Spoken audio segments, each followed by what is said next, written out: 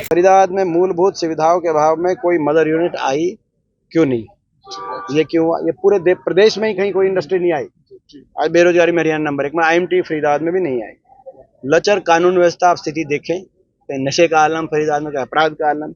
आज ये स्थिति आज फरीदाबाद के एक एक कॉलोनी के अंदर ये ग्रस्त हो चुके हैं। आपके सामने है, आज आपके सामने है कि डंपिंग यार्ड कूड़ा घर के कारण गंभीर बीमारियों का जन्म क्यों हो रहा है फरीदाबाद। आज आपके सामने हम सवाल पूछ रहे हैं कि मंझवाली पुल का क्या हुआ, हम सवाल मंझावली पुल का क्या हुआ, मंझावली पुल का क्या हुआ और कमर्शियल एरिया बनाने का क्या हुआ, ये हम सवाल पूछ रहे हैं। और किसानों को MSP का क्या हुआ, खाद DAP अभी नहीं मिल रही, क्या हुआ।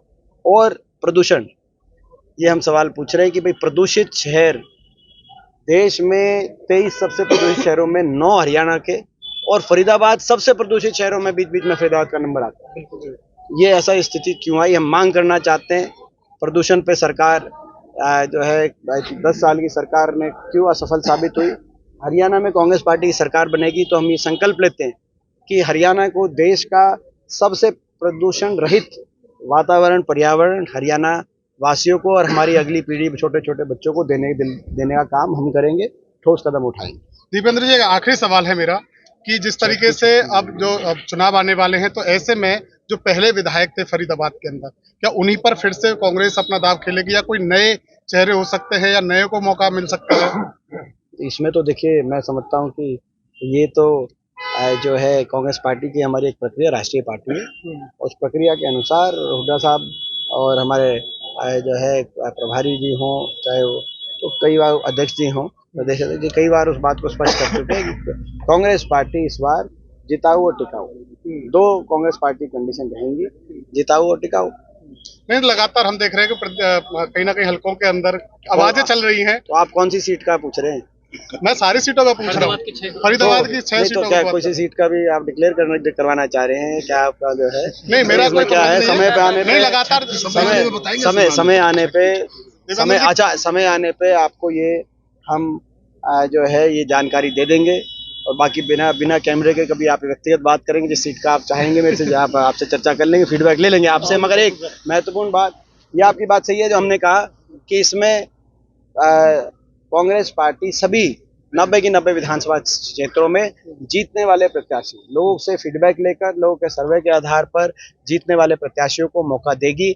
जैसा कि अभी हमारी चुनाव की प्रक्रिया आपने देखा कि कर्नाटक में भी यही हुआ और अब मध्य प्रदेश, छत्तीसगढ़, तेलंगाना, राजस्थान में भी यही प्रक्रिया अपनाई गई। जिताऊ हमारे जो प्रत्याशी रहेंगे, उम्मीदवार रहेंगे जनता के पसंद के, उनको हर सीट पे लाया जाएगा।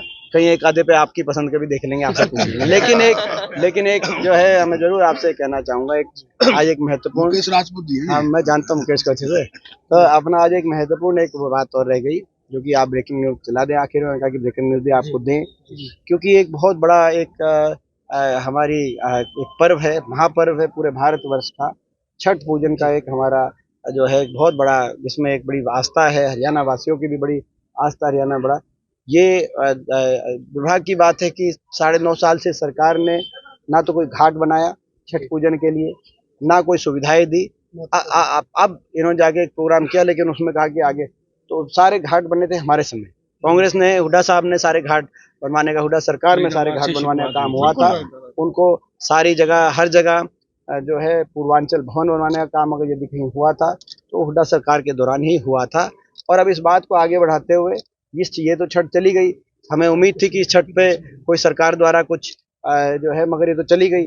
लेकिन बहरहाल अगली छठ तक हरियाणा में नई सरकार होगी लोगों के आशीर्वाद से, और कांग्रेस पार्टी सरकार बनी तो हरियाणा में अगली छठ पे छुट्टी, एक जो सरकारी छुट्टी डिक्लेयर कांग्रेस पार्टी की सरकार करने बोल छठी मैया की जय। 17 तारीख को आपका संगठन भी बन रहा था, क्या रहा उसका? बन रहा है हमारा, अच्छा, बन गया। बन रहा है।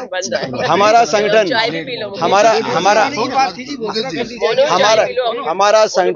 हमारा संगठन जिस स्पीड से हमें लाभदायक लगेगा उस स्पीड से बनाएंगे, और जब हमें उचित लगेगा, जब हमारे फायदे में लगेगा, तब उसको घोषित करेंगे। थैंक यू बहुत। संधू साहब आज फरीदाबाद पहुंचे हैं और कई दौरे आपके फरीदाबाद में रहे हैं, क्या क्या था फरीदाबाद में? आज फरीदाबाद के कई कार्यक्रम थे, सामाजिक और राजनीतिक। आज सबसे पहले तो जो मोना गांव में एक धरना चल रहा है ग्रीन एक्सप्रेसवे को कट को लेके, उसका हमने समर्थन किया। सरकार अपनी बात पे कायम रहे और वहां कट देने का काम करे। क्षेत्रवासियों की ये बिल्कुल न्याय संगत मांग है, सरकार पूरी करती है तो अच्छी बात है, नहीं तो इनके 6.5 महीने की सरकार का कार्यकाल बिना आचार संहिता के बचा है। नहीं तो अगले साल लोगों के आशीर्वाद से यदि कांग्रेस को अवसर मिलेगा तो कांग्रेस पार्टी वहां पे की सरकार वहां पे निश्चित तौर से कर दिलवाने का काम करेगी, और अभी हम इसको संसद और विधानसभा में मांग को उठाएंगे। दूसरा, आज गोपाष्टमी का त्योहार था तो छायसा गौशाला के अंदर आज गौ पूजन करके उसका त्योहार में हम सभी ने जो है गौ पूजन करके जो एक इस देश की हमारी सभ्यता संस्कृति और संस्कार गौ सेवा के संस्कार हैं उनका हमने आज वहाँ पे जो है उसमें उसको आगे बढ़ाते हुए ये कार्य हमने किया। बाकी जहाँ तक जो है फरीदाबाद पीछे दिख जाऊंगा। और आज राजनीतिक आप एक दो सवाल पूछे उससे पहले, एक तो जो आपने देखा होगा जो शराब घोटाला, जहरीली शराब घोटाला खुल के सामने आ रहा है, इसमें एक और बात आई है कि 75,000 पेटी पकड़ी गई। तो यानी कि ये इतने बड़े पैमाने पे हरियाणा में अवैध शराब का जो है काम चल रहा है, जहरीली शराब का काम चल रहा है, और एक के बाद एक शराब घोटाले सामने आ रहे हैं। कोरोना में घोटाला सामने आया, शराब का गोदाम पकड़े गए खरखोदा के अंदर, आपके याद होगा। उसके बाद आपने देखा होगा कोरोना काल में 24 घंटे कैसे शराब का वितरण करे, यहाँ तक कि भारत सरकार को हस्तक्षेप करना पड़ा उस समय। आपने ये भी देखा होगा पिछले साल अवैध जहरीली शराब से सोनीपत में लोगों की जाने गई, और इस बार सब यमुनानगर अम्बाला के अंदर एक बड़ा घोटाला। बिना सरकारी संरक्षण के इतना बड़े घोटाले नहीं हो सकते, और ये शराब घोटाला केवल हरियाणा में नहीं, देश के किसी भी कोने में शराब घोटाला होता है उसके तार हरियाणा में जुड़े नजर आते हैं। और इस बार भी ये जो पेटियां पकड़ी गई हैं 73,000, इसमें ये बताया जा रहा है कि अलग अलग प्रदेशों के अंदर इसका वितरण कराया जाना था। ऐसे में पूर्णतः जिम्मेदारी अगर किसी की है तो मुख्यमंत्री और उप मुख्यमंत्री की है। उप मुख्यमंत्री के पास ये स्वयं महकमा है, उनको तो इस्तीफा तुरंत दे देना चाहिए, और नहीं तो उनको बर्खास्त कर देना चाहिए, हम मांग करना चाहते हैं, क्योंकि जब तक वो पद पे बैठे हैं तब तक इसकी कोई निष्पक्ष जांच संभव ही नहीं है। लगातार बचाने और इस भ्रष्टाचार के खुले खेल के लिए ये बीजेपी जेजेपी दोनों ही जिम्मेदार हैं, मुख्यमंत्री जी की भी जिम्मेदारी बनती है। लगातार बचाने की कोशिश कहीं ना कहीं इस पूरे मामले में की जा रही है, कहीं ना कहीं बयानबाजी आ रही है कि भाई शराब घोटाला कोई नहीं है, इस पर हम कार्रवाई कर रहे हैं, निष्पक्ष जांच कर रहे हैं। क्या लगता है आपको? आपको क्या लगता है? प्रदेशी को क्या लोगों को क्या लगता है?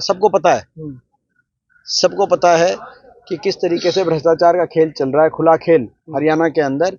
ये गठबंधन जो हुआ है, ये गठबंधन ही भ्रष्टाचार के समझौते पे हुआ है कि भ्रष्टाचार की फाइलें बंद कराई जाए जेजेपी वालों की, और किस तरीके से बीजेपी और जेजेपी वाले महकमे बांट के प्रदेश को लूटने का काम करें।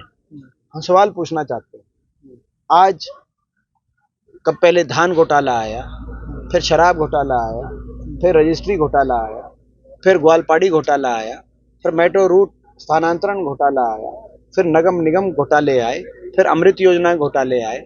आज हरियाणा के कोने कोने में जिस तरीके से भ्रष्टाचार का बोलबाला है, इसके लिए बीजेपी जेजेपी का गठबंधन जिम्मेदार है। इन्होंने कहा था, आपको याद होगा कि हमारा गठबंधन 2 शर्तों पे हो रहा है, हम 2 शर्तों पे समर्थन दे रहे हैं भाजपा को।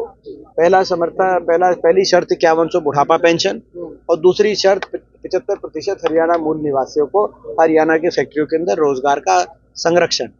ना तो वो 75% रिजर्वेशन हुआ, ना वो 5100 पेंशन आई। ये तो केवल ढकोसले निकले। ये कभी हम पहले से कह रहे थे, ये केवल कहने की बात है, ये इस आधार पर गठबंधन ही नहीं हुआ। वो समझौता ही किसी दूसरे आधार पे था, और वो आधार था भ्रष्टाचार। अब प्रदेश के लोगों के सामने आ गई बात, भ्रष्टाचार का समझौता है, भ्रष्टाचारी सरकार है जिसने हरियाणा में बहुत नुकसान किया है। बीजेपी सरकार कहती है कि कांग्रेस सरकार घोटालों की सरकार थी, तो क्या आप मानते हैं कि बीजेपी सरकार थी या कांग्रेस सरकार घोटालों की सरकार थी? बीजेपी वाले क्या कहेंगे, वो आप उनसे पूछना, वो तो कुछ भी कह सकते हैं। बीजेपी वाले छूट है उनके पास, मीडिया उनको सारी मीडिया आज के दिन आप समझ सकते हो बीजेपी द्वारा या तो उद्योगपतियों के माध्यम से उनको काबू किया गया है, या स्वयं आजकल मीडिया पे 600 करोड़ रुपए का बजट हरियाणा में रखा गया है। किस किस तक पहुंचा है हम उस बारे में नहीं जाना चाहेंगे, हमें पता आप तक तो नहीं पहुंचा है। लेकिन अपना इसमें हम एक बात जरूर कहना चाहेंगे कि जो है अभी पीछे फरीदाबाद को लेकर एक बात और बड़े मैं कहना चाहता हूँ, बड़े ज्वलंत मुद्दे हैं। पहला मुद्दा है जो हम अलग अलग इसके प्रदेश की प्रश्नों के अलावा कि हम मांग करते हैं बार बार निगम चुनाव तुरंत कराएगा। जी बिल्कुल, हमने प्रेस कॉन्फ्रेंस आज भी करेंगे, हम प्रेस कॉन्फ्रेंस आप लोग उस समय हम लेट हो गए। निगम चुनाव से अपनी हार के डर से बीजेपी भाग रही है, ना फरीदाबाद ना गुड़गांव मानेसर, और अभी इसके साथ साथ रोहतक निगम, हिसार निगम, करनाल निगम, पानीपत और यमुनानगर, इन 8 निगमों में जो हरियाणा के निगम हैं इनमें चुनाव की ड्यू डेट आ चुकी है और जा चुकी है। यहाँ तो 1.5 साल हो गया है, 1.5 से ऊपर हो गया। तो ये चुनाव कराए हम मांग करना चाहते हैं। 9 साल फरीदाबाद बेहाल, 9 सवाल जो अभी पूछे गए हैं, मैं उन सवालों को दोहराना चाहता हूँ। और उसमें पहला सवाल है कि देश का सबसे प्रदूषित शहरों में से एक फरीदाबाद क्यों है? प्रदूषण पे क्यों इस सरकार पूर्णतः विफल हुई है? फरीदाबाद स्मार्ट सिटी का क्या हुआ? स्मार्ट सिटी के नाम पर केवल 3 सड़क क्यों? 3 किलोमीटर सड़क क्यों?